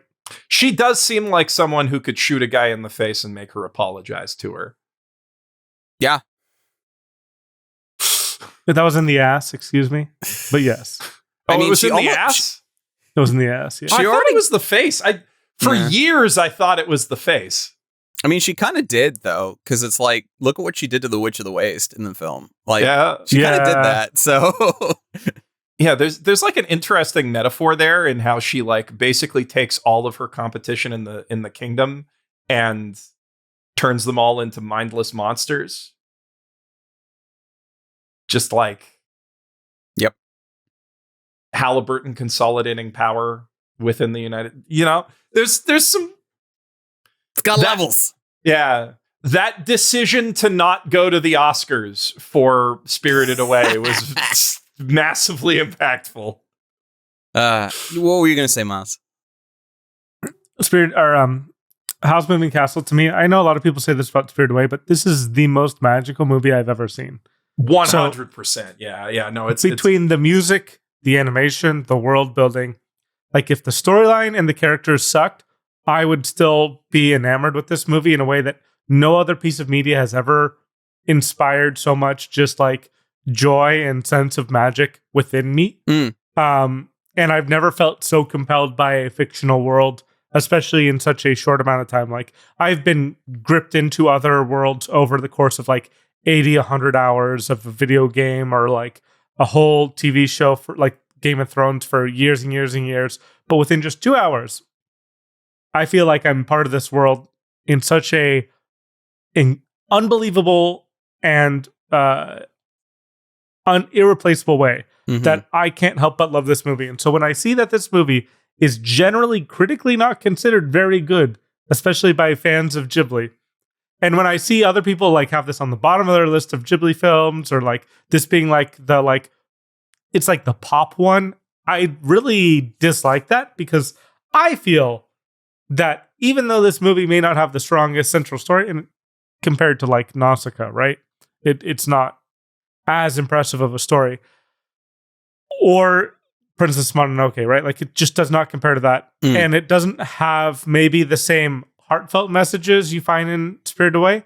This one resonates so much more strongly with me than, well, not Princess Mononoke, but like really even as much as Nausicaa, in terms of this is just such an experience that only animation could do, only Miyazaki could do it, only Joe Hisaishi could do it. Like, you need this specific combination of things to make this piece of work that people are still chasing the feeling of watching this movie for decades after. I mean, even how many video games have been made to feel like this? How many books have been written that are basically just set in this world? Like, how many podcasts have done key art? Because there's nothing more evocative in media. To your point about the world building, though, like, even as a fan of the book, and I do kind of prefer the book in a lot of ways. There is a point in this film where, because I know we have gone off the rails so much, I feel like I'm able to enjoy it a lot more. So one of my favorite scenes in this movie is the showdown with Solomon. Just like Solomon's magic and how Howl is trying to protect Sophie and get out of that circle and get out of that greenhouse and do all of that. Like, that is a fascinating scene. That is like the world building of the magic. And it's one of those, it is almost disappointing to me that we've gone so far off the rails from the book, because I really would have, like, had I seen this movie first, I would have then been disappointed in the book, because the book would not explain that scene. Like, that is the kind of thing there. And then, like, you keep going down the line in the movie, and then I end up questioning, hey, was Sophie actually in Howl's past, or was that just a mirror universe or something? Did Howl and Calcifer actually turn and see her in the field, or is that a dream? I don't know. Was it a time loop? No, I have been thoroughly convinced by Yazy that it is a time loop. Absolutely time loop. Yeah, and like the first thing that Howl says is, "I've been looking for you all over," to Sophie. Yeah, okay. Which is but true. You could also, and that's you the could. crazy thing. You that's could, the crazy but you can thing also, about it. You can also argue it's like, that's what he would say to a girl that he's trying to protect from a couple of leches in a back alley, being like, oh yeah, no, we're totally together, back off. Like... Well, no, he would say that to literally any woman he's ever met in his life. Yeah, like the main thing that in my mind would say that it's not a thing that I noticed on my rewatch is she calls out to them as the like ground is opening up beneath her and she's about to fall in. And she's just like, look for me in the future. Calcifer seems to look at her and acknowledge her existence, but young Howl also sort of just seems to keep walking. And so I didn't see a 100% certainty that he acknowledged that she was there. He makes eye contact. He looks in that direction, but that doesn't mean that he saw her. That just means that he'd heard a thing that could have been another star falling. I think in film language, the fact that she says it and then he turns his head is pretty well just confirmation. It's not enough for me. It's enough that I can say it's possible. That's like textbook Kuleshov effect. They show one thing and then they show another thing, and like you're supposed to make a connection between them. But then you see Howl walking away, and it's like, well, why would Howl walk away when he just saw this girl appear out of nowhere and then also disappear out of nowhere? And now he's already acting nonchalant. Because magical stuff happens all the time around him. He literally that was just a meaningful ripped moment to him. He literally just ripped his heart out and fed it to a star. Well, he didn't technically rip it out. He just stuffed the he star ate, into his chest. He let a star rip his heart out. Yeah. Eat your heart out, Castlefer. I will. I want to agree with what Miles said about this movie just being pure magic. You know, like every single time that they cast a spell, it's so unique and vibrant. Like from the little things, like just walking on air at the start, how well they sell the illusion that they're walking on something invisible, which is like, and they may not be. You don't know, and that's the other thing that I love about the magic is that you don't know how it works, and I love not knowing how it works. I love like just not trying to figure out. Like, I'm not trying to Brando Sando this way into like this very complicated explanation of how everything works. It's just magic. It just It just works. The rules are more emotional. Yeah, and nothing that the magic does is so out there that it needs to be explained because it breaks other things. It's like, yeah, they fly, but there's nothing in there that's just like saying, well, because they fly, now all these other things have to happen or what have you. There's nothing like that in this story, and I love it for that. Yeah, like the rule of cool. Yeah, it is really the rule of magic in this world. Yes, like, and everything emotionally resonates. Oh, and that just fits. Again, that fits Howl so well. The rule of cool just fits Howl because he is the vain asshole that'll just do whatever. He's the guy that will use magic to make his cape flutter so he looks more dramatic. He is about the drama. That is Howl. I mean, there's so many. Oh God, there's so many just like interesting little tidbits in the anime, in how the magic's animated. Like, the one thing that you think would kind of merit an explanation is what Suleiman does to the Witch of the Wastes, and with almost does to Howl with the like figures standing around. But then the Calcifer scene explains that those are demons, and demons may be space aliens in this universe. I'm not entirely sure. They're stars. They're fallen stars. Calcifer is also just one of the greatest animated characters ever. It like every little stupid thing he does, the way he like hangs off of the Sophie, help! Oh, Sophie, with Sophie, his help. Fat little butt. Help! I'm falling, around. Sophie, please, Sophie, please. Oh, I do think Billy Crystal really does. Billy make Crystal this movie so phenomenal in that role. Like there's a lot of good casting in the dub, I think. This dub, we're moving into the dub conversation. This dub is, to my knowledge, the only Hayao Miyazaki stamp of approval dub of any Ghibli film. The only one. And do you know why it's the only one? Are you going to talk about the thing of him sitting next to Lauren Bacall? Yeah. He heard that Lauren Bacall was going to be at the premiere, and he's like, I'm going. I'm on a plane. And then he sits next to her, has a wonderful evening, and he's like, yeah, no, the dub's pretty good. And I'm like, you can't blame the man. It's Lauren Bacall. It might actually be the only one of his dubs he's watched. It might be. Like, it's the only one we can prove that he has watched. That's the thing. Because it's the only premiere he's gone to. So he might have watched one of the other ones in some other manner or fashion, but it's the only one we can prove that he's been and seen. I will say, like, the Emily Mortimer and Gene Simmons for Sophie is so good. Like, and you believe both of them are the same person. Yeah, Emily Mortimer is one very, very good as a voice actor. Very good. And the fact that she doesn't do as much as she should do so much more. I want her cast in more things. She's done so well. Her voice is so perfect in this.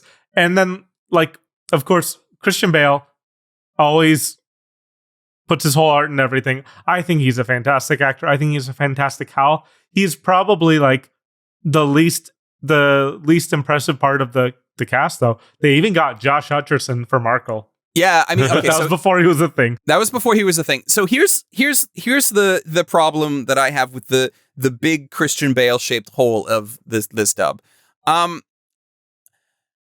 This is kind of the start, I feel like, of the whole stunt casting that Disney started to do for Ghibli that ended up peaking with Ponyo later on.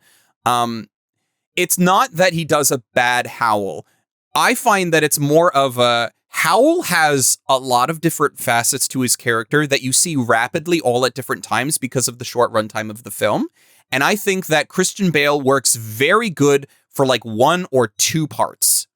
And for the Batman parts. That's not a joke. Like, seriously.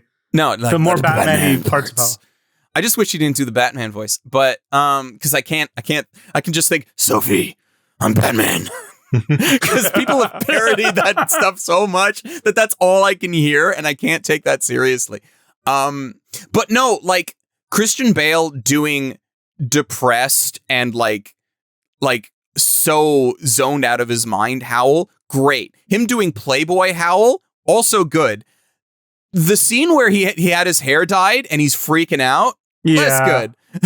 Less good. That's not I don't think that's the style of character that Bale is good at. But I mean, you already got him in, and he works good. He works good for enough of it that I feel like it's still okay. I would still say I prefer the overall dub of Mononoke to Howl, but I also feel like Howl has a couple of better highs. I feel like Billy Crystal is Calcifer. Billy Crystal. Every Billy Crystal We love line. Billy Bob Thornton. We love Billy Bob Thornton. It's the battle of the Billies, but I think Billy Crystal comes out on top in that particular fight. Sophie, help. Sophie, please. May all your bacon burn. So fucking good. Every line. Every line. And that's the other thing. Like when you're watching Ghibli films and you do them back to back. I don't know how it is in Japanese, but like I feel like Calcifer as a character is just the personification of, hey, everything Ghibli learned about doing this style of character when they did Gigi and Kiki, just so much better. Because it feels like it's the same sort of character. He fits the same sort of role, but I feel like Calcifer just does it better. He has that level of sidekick sass, and I just love it. It's just great. All of his lines give the perfect amount of exposition. Like the script dub is also extremely good. It is. The movie is fantastic in Japanese, but this is one of the rare cases for me where I strongly prefer the English dub. And I mean, Billy Crystal is really what puts it over the edge for me. Emily Mortimer and Billy Crystal are like why like Emily Mortimer is really great. Yeah. Though Lauren Bacall. Bacall. Really stacked cast. And so look at me. I'm a dub lover now. Fancy that. I think there is some nostalgia going on, but like even with Dragon Ball, I prefer the Japanese audio. Like by a pretty big distance, even though I love the English voices. And I miss Piccolo in English, but like everything else is. Yeah. Well, you can't really. Yeah, you can't. Yeah, it's Piccolo. I mean, Sabat like is he's the man. God tier. He's the man. Yeah. What were your dub thoughts, Geoff? We've been kind of holding the mic on the dub for a bit. I mean, I think it's fantastic overall, right? You know, like Calcifer, amazing. Witch of the Waste, fantastic performance. Markle is just a delight. Surprisingly good. Yeah, I didn't have high expectations for that character going in. Also because the character is very different from the book. I'll never get off the book, but that's only because I suffer from the thing that most people do when like they read the manga first and then they go to the adaptation and be like, oh, the manga's better. Same thing. Same thing for me here. Same goddamn thing. But I can at least, once we get to like the second half of the film and it's very clear, like once Sophie starts walking off and heading to go meet Madame Solomon, that is where we are fully off the rails and I can kind of separate the two existences. But at the start, it's just there's a little bit too much of the book and it keeps like bugging you. Yeah, because there's enough there that it's just like, oh, this was from the book, but also here's some of these other things. Not that the other things are bad. Like that's the thing. Like trying to argue, yes, I love the book more and I prefer the book, but because I love the book doesn't mean that I don't like the film. The thing is, like, I mean, the only kind of, not having read the book, right? I think the only optimization that could be made differently to an adaptation would be to not make it about the Iraq War. That's about the only thing. But I mean, that's the thing. It's not right? just about the Iraq War. It's also about how dudes suck. Yeah, like, that too. I think this is like a good movie for dudes suck because it, one, is not just about that, and two, it doesn't do so in a way that makes men get defensive. Mm-hmm. Like, it's basically saying masculinity, traditional masculinity, really needs some re-examining. It doesn't say traditional masculinity is fundamentally bad. It's just saying, like, guys, you need to check yourselves. Guys, you need you need a grandmother. Don't be those grandmother lover. Don't be those two soldiers stopping Sophie in the alley. Be the man who swoop in and be like, "Hey, I've been looking for you your whole life. Let's fly." Would you believe me? Would you believe me, Geoff? As you haven't read the book, would you believe me if I said that scene in the back alley didn't exist in the book? Absolutely. That is not like Sophie first met Howl in the castle as old Sophie. Howl did not meet young Sophie in the book. I think that's a really good change. I think that's just a better change. I think it was a necessary change because you removed her sisters from the plot. The whole reason why the Witch of the Waste in the book goes after Sophie is because Howl is going after either Letty or Martha, one of her sisters, and the Witch of the Waste gets confused and goes after the wrong Hatter sister. That was the whole thing there. But yeah, that's such an uninteresting way to do it. It is. I actually think that how the movie did that was better. I did enjoy that a lot more. Plus, it helped build the idea of like the romance between the two, because I think it would be a much harder sell, even more so than it kind of already is at times, with having Howl and Sophie's first interaction be as old Sophie, the housekeeper, versus having their first interaction be as young Sophie in the back alley that he needs to save a damsel in distress. You know, one of my favorite scenes is when Sophie's going to go see Solomon as Howl's grandmother, right? Yeah. And the dog, Heen, she's walking alongside and she's like, "Is that you, Howl?" And she treats the dog with so much respect and annoyance and like has this like combative relation, and it's just a dog. It's just a dog. It's just a dog. Well, it's a familiar, so like you don't know if it used to be a star demon or something that got turned into a thing. You don't know.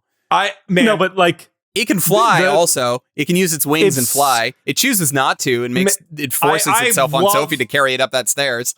God, I love that part specifically. Like, see, that's the goated thing about Miyazaki. He'll do like these beautiful flying sequences and make these profound statements about humanity and our place in the world and all of this. And then he'll do an extended slapstick comedy scene about an old woman and a fat woman trying to climb some stairs. That is such a great scene, though. Like, not just for the comedy aspect, and that is there, though, but it's like all the way up to this point, you have the Witch of the Waste as like the villain, the main TM, villain of the story. Villain TM. And then you very clearly see, as soon as that scene kicks in, you're like, wait, Hold on. They completely just like defang her. That is like the best character assassination I have seen in animation in a very long time, if not ever. Yeah. No, like all these other writers, they try all these like complicated ways to assassinate their characters, and all you really have to do is make them look like a stupid asshole walking up some stairs. Yeah, shut off your magic. Walk up these stairs. Go. Just it's so. And then it it's also, like the meta thoughts beyond that too, because it's like the Witch of the Waste should have known that that's what this it was going to be a trap and all these other things. But she's so vain, she doesn't give a shit. And it's so good. Yeah. No, I still love the book, but so good. That's the thing. And when Howl's flying and then comes back, in Which Sophie's time? arms, like, but actually, you know what? Every time. Every time. Yeah.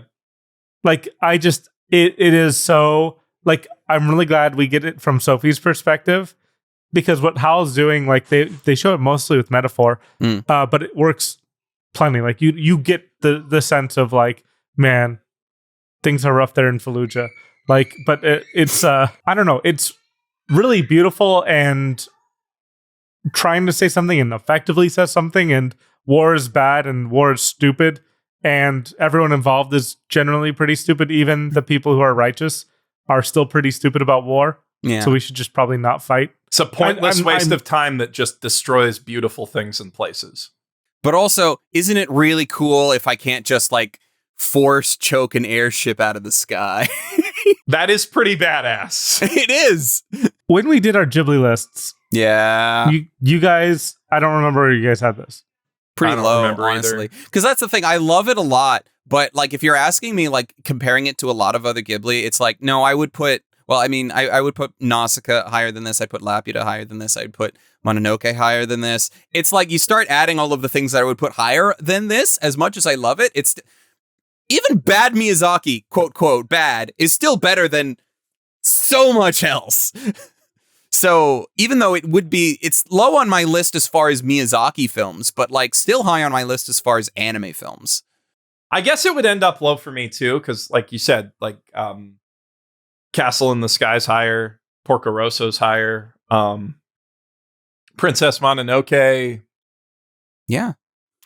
I put it about in the same ballpark as Mononoke Nausicaa, though, for me. Yeah, me too. It's like there's the absolute upper tier, which for me is Porco Rosso and Laputa. And I haven't seen Porco Rosso yet, as we know. And as I have to mention every time so people don't ask, why the hell didn't you talk about Porco Rosso? And it's because I haven't seen it yet. I will watch it when I feel like it. And when I want to live in a world where I can't watch classic Miyazaki anymore. Because I feel like that's the other thing. Not only do I look at Howl's Moving Castle and I see it as like on the English side, like the start of the beginning of the end, like when they start doing the weird stunt casting for the dubs going on. But I also feel like pre-Spirited Away and post-Spirited Away, Miyazaki are two very different directors. They're still great in their own various ways, but there does feel like a massive shift there.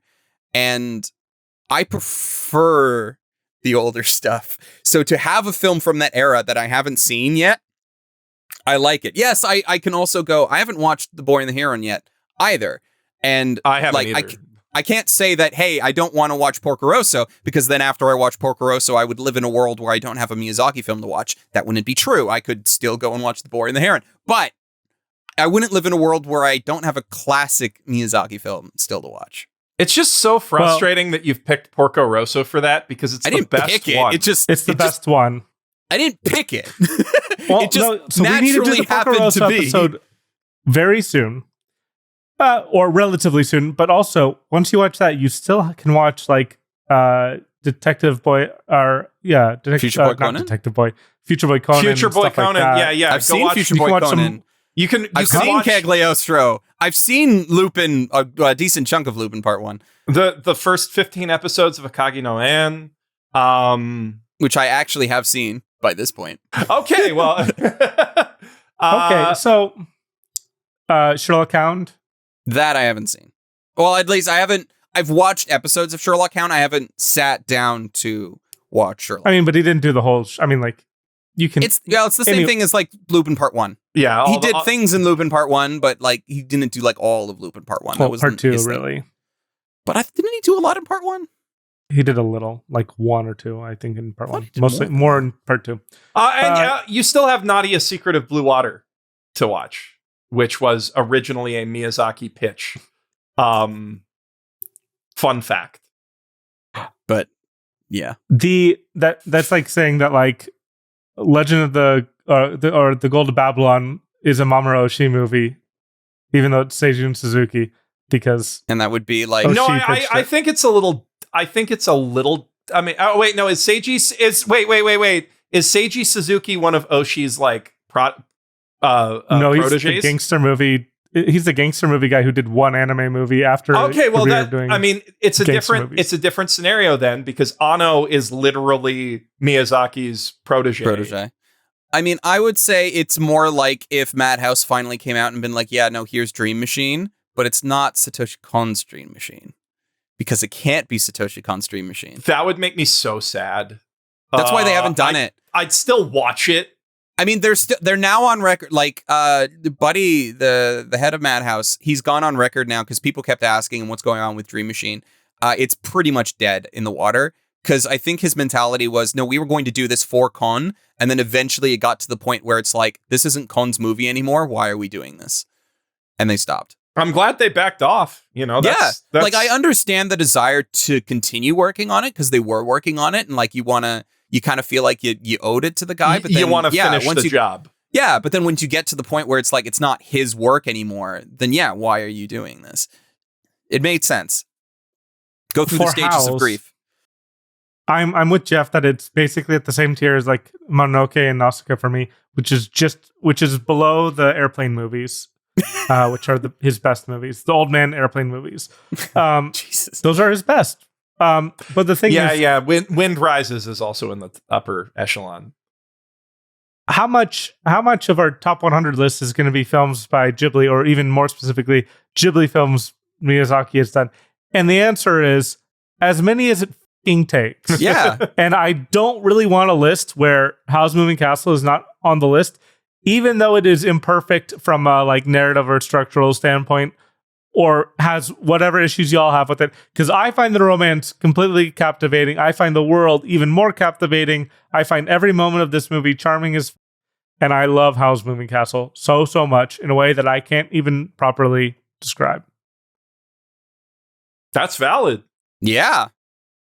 I mean, I do feel like, and I can't remember if we had this discussion when we did Mononoke, but I feel like it would be easier for us to maybe have a conversation on what Ghibli films, not even Miyazaki, what Ghibli films would not be deserving of the top 100.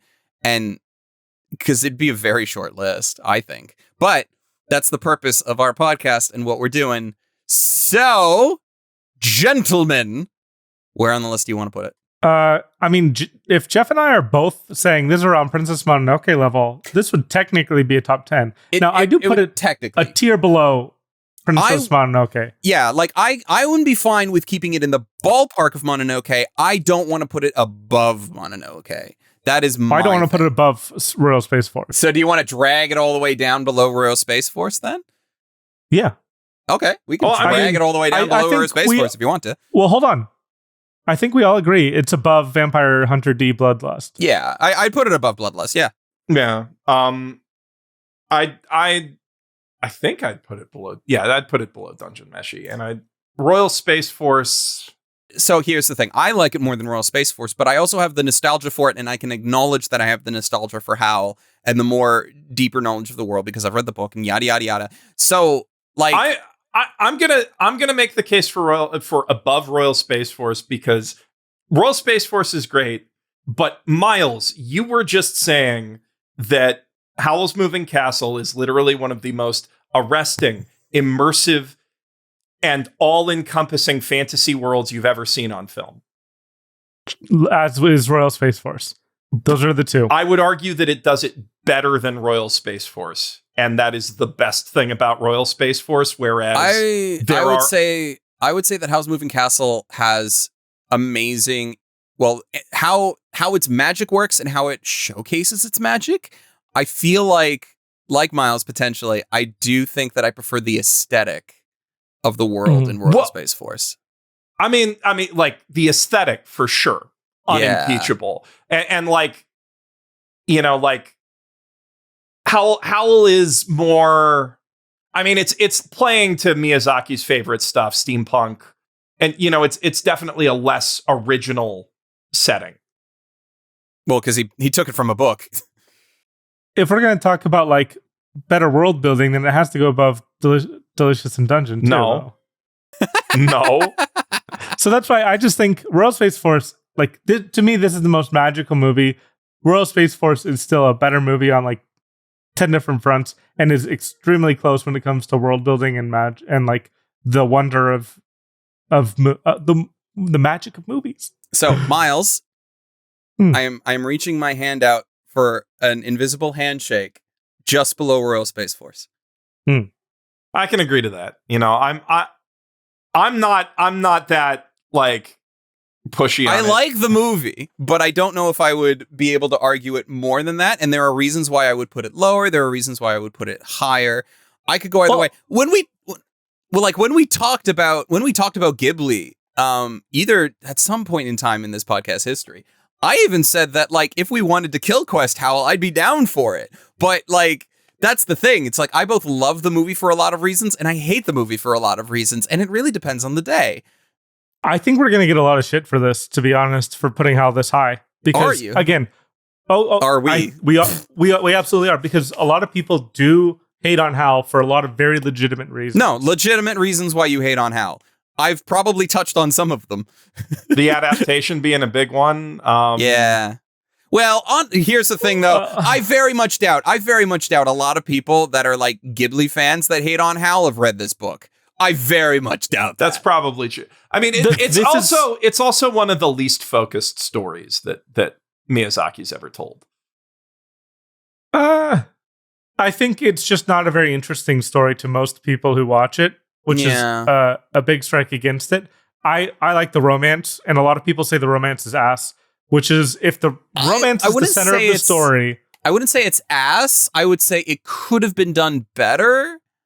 But also with everything that needed to, like, you could have made that romance better if you cut out all the Iraq War stuff. That's probably true. To me, the romance is like,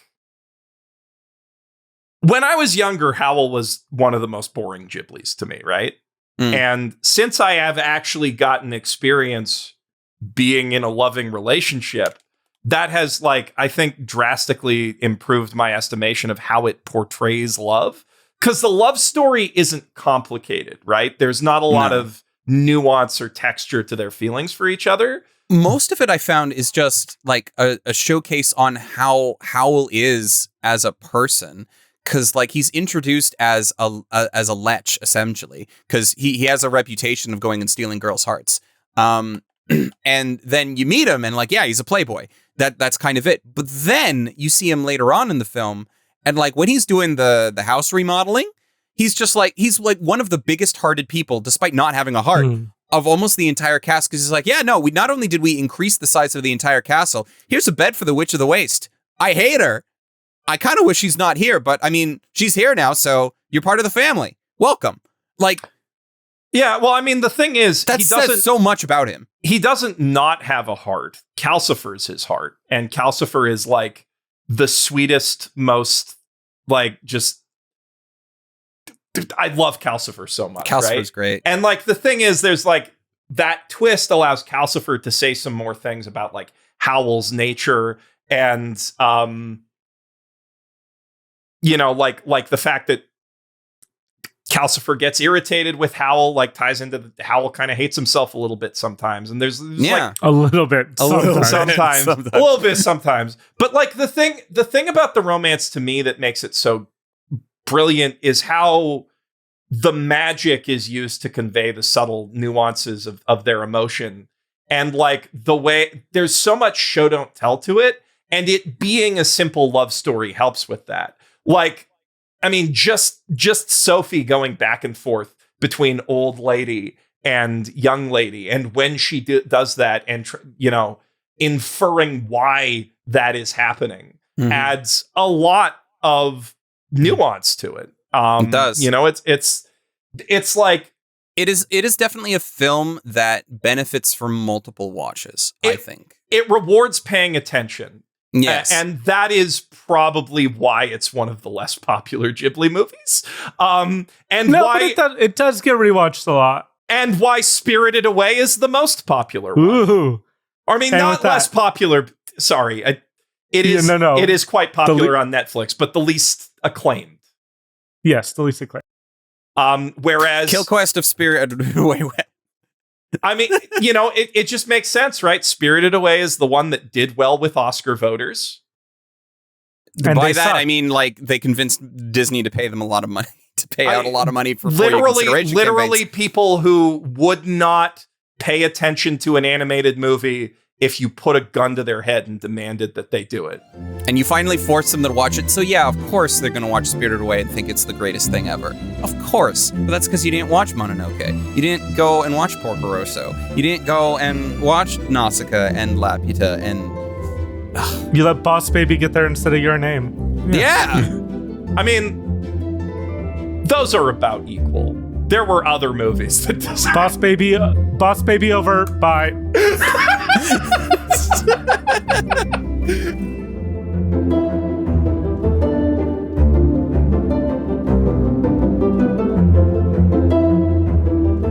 Next time on Quest for the Best, Michiko Tahachin.